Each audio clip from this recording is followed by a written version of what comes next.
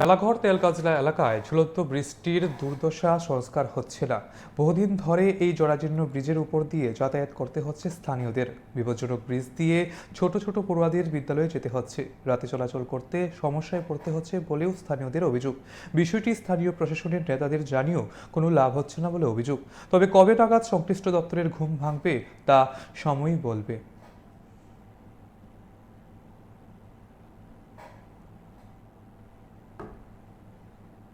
মানে এদিক দিয়ে শর্টকাট আমরা কতার মার এদিক দিয়ে রাস্তা ভাঙ্গা আমরা এটা দিয়ে আসা যাওয়া করি। মানে প্রতিনিধি মানে ভাঙ্গা ব্রিজ ঝুঁকি নিয়ে চলাফেরা করতেছে।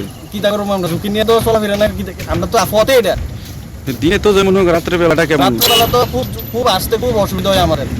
সমস্যা তো অনেক সমস্যা। আমার তো আমি সেদিন রাত্রেবেলা আইতে সময় আমার পা ওই দেখেন ফাটা মানে ফলাই গেছে। তো এটা মানে আজ অনেক দিন ধরে, আজ তো মাস 2 মাস ধরে সেটা এরকম আওয়াজ, আমরা খুব অসুবিধা হইতেছে, খুব অসুবিধা হইতেছে। ওখানে একটু আগে একটা অ্যাক্সিডেন্ট হয়েছে। হ্যাঁ একটু আগে একটা অ্যাক্সিডেন্ট হয়েছে। আচ্ছা আচ্ছা, কোন কোন জায়গার মানুষ চলাফেরা করে? এই এলাকার কোন কোন জায়গায় আমরা তেলগাজলা আছে, বানিয়াছড়া আছে, বেশি কলম খেত আয়ে, তারপরে দশরথবাড়ি, বৈদিকে মুড়া, অনেক মানুষ আয়ে দিয়ে ব্রিজ দিয়ে চলাচল।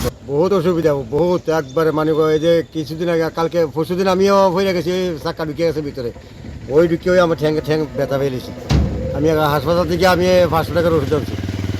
আমরা যা ক্ষতি হইতেছে মানে আমরা আর কথা কইয়া কোনো বলা নাই, মানে ইয়াতে দুর্গতি আর আমরা নাই, আমরা তেলগাজা এই দুর্গতি আমরা কোনো আর শেষ নাই। এটা তো প্রায় 1 বছর আগে দেখলাম এটা সংস্কার করলো। সমস্যা করলে যে সমস্যা করছে, যে ফাঁদ দিয়ে গেছে, এই ফাঁদ এই বৃষ্টি অনেক কথা না, এটি কাজ না, এটি কাজ মানে একবারে ফাতলা করে এই মেনটেনেন্স করে গেছে।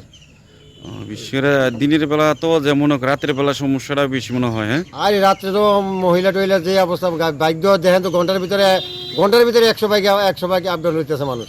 কত জায়গার উর্মাই, বরফাতর, কলাঘাট, তেলগাজলা, বানিয়াছড়া, এই যে মানুষ কি ফাঁসিতে আছে, বহুত কত কষ্ট হইতে আছে, কিন্তু কোনো প্রতিবাদ করতে কেউ নেই আমরা।